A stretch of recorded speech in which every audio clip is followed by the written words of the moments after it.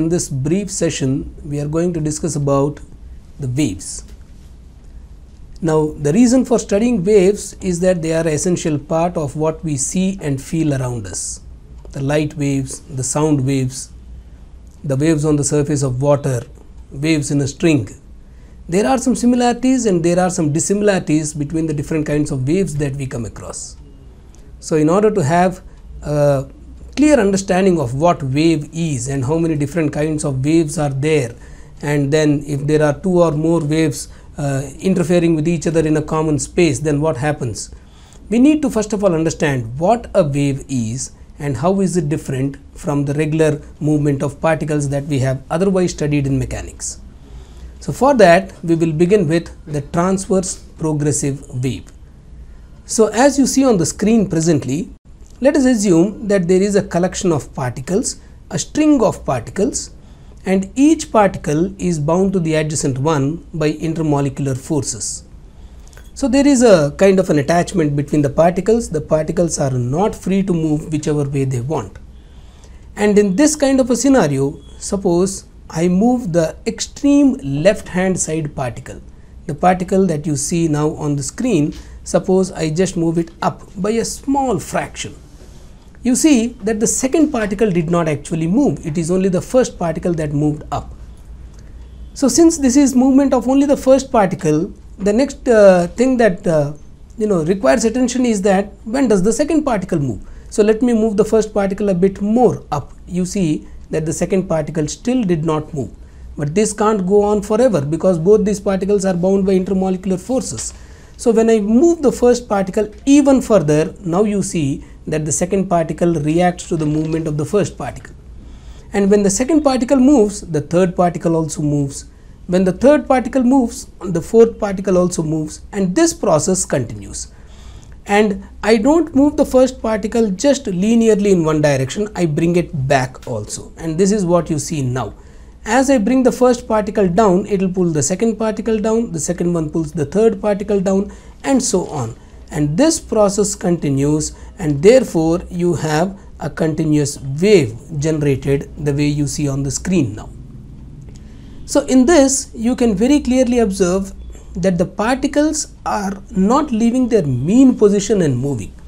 If you look at the entire wave collectively, I'll just hold the mouse at one end and I'll move the mouse as the wave moves forward, and you will be able to watch that clearly. Now you watch that it looks as if the wave is moving forward like this, and the wave is moving forward. But then observe any one particle here. I'll hold the mouse here. So if you can just concentrate on that particle, you will realize that the particle itself did not leave its x position. It is just moving along the y axis.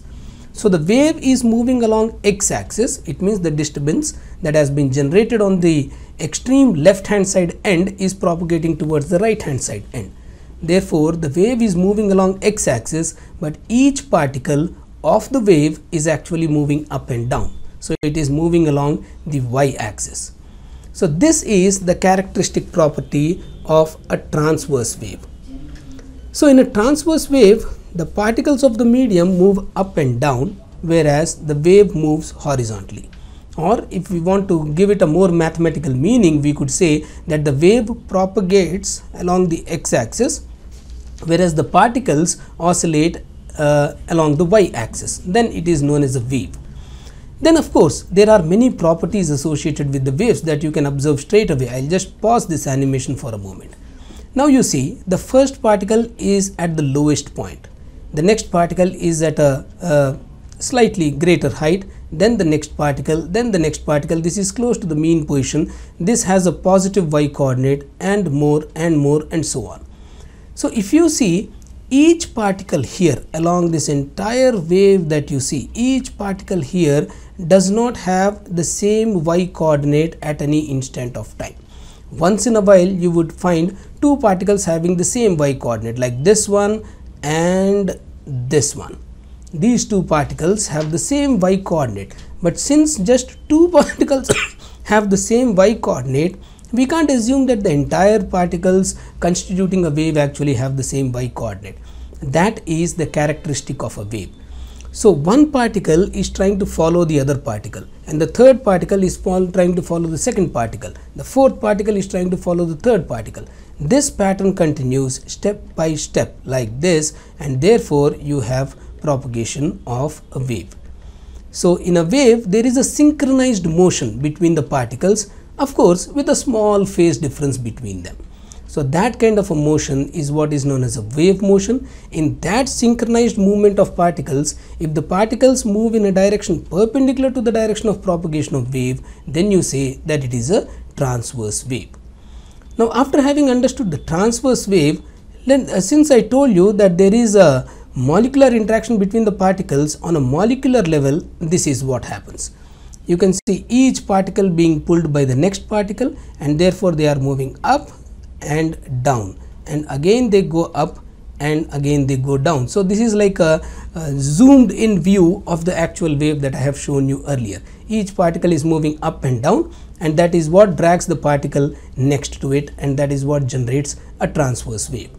Now after transverse wave, we will look at another kind of a wave. Just like particles can move up and down, particles can also move to and fro like this.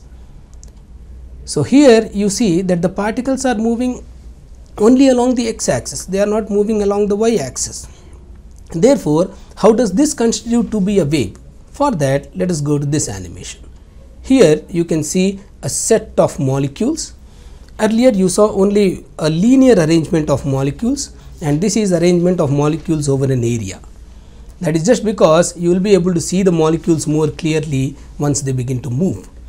And on the extreme left hand side, I have a diaphragm kind of an arrangement which is going to push the set of molecules that it is in contact with.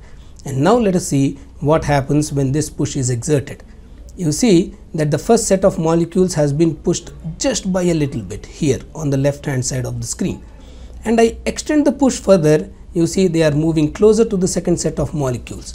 The second set of molecules till now did not move. Now observe this. The second set of molecules have started moving closer to the third set of molecules.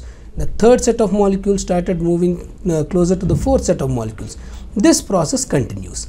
But then I am not moving this extreme left hand side diaphragm completely towards right. I am going to move it forward and then bring it backward.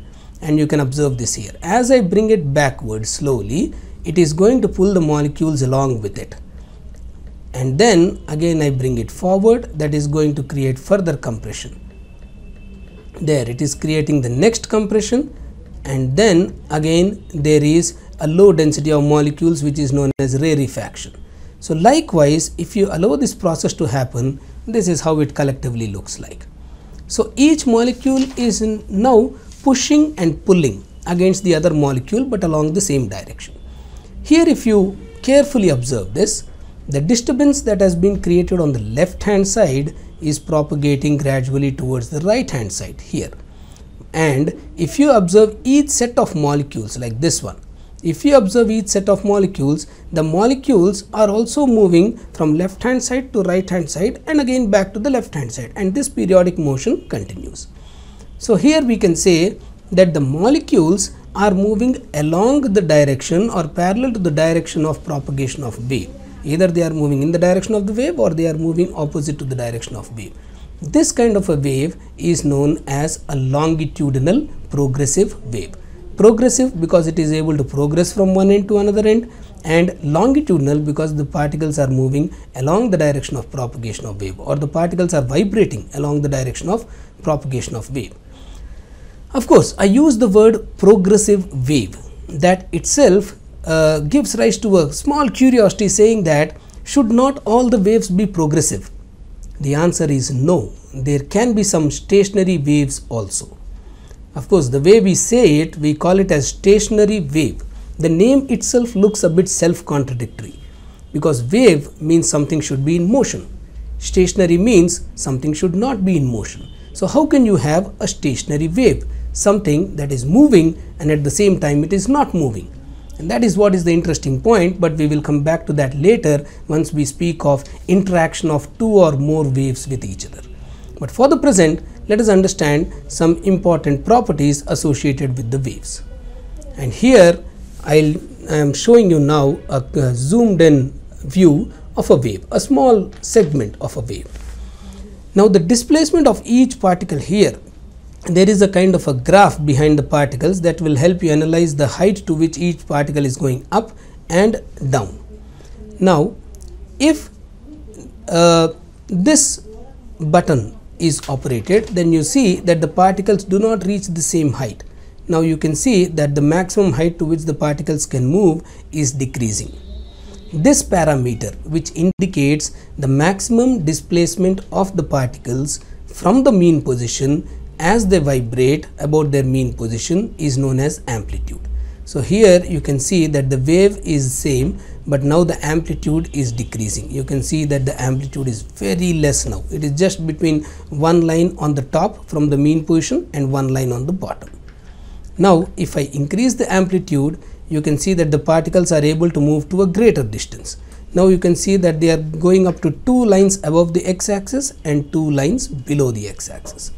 And I can increase the amplitude further so that I can make them move up to 3 lines above the x-axis and 3 lines below the x-axis. This is how the amplitude of a wave can be more, or the amplitude of the wave can be less. This is what tells us about amplitude of the wave. At the same time, there is another very important parameter known as the frequency of the wave. So here, as I increase this, you see that the distance between the two peaks is decreasing. Now you see that the distance between the two peaks is very less. Therefore, the frequency is very high. It means the particles are oscillating really fast.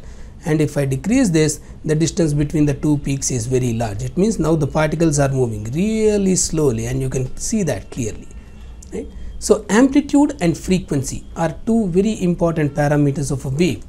Similarly, there is another important parameter of a wave that is known as a wavelength. That is the distance between 2 points which are in phase, the distance between the two nearest points which are in phase with each other. That is what is known as the the wavelength of the wave. But that we will discuss in the next session.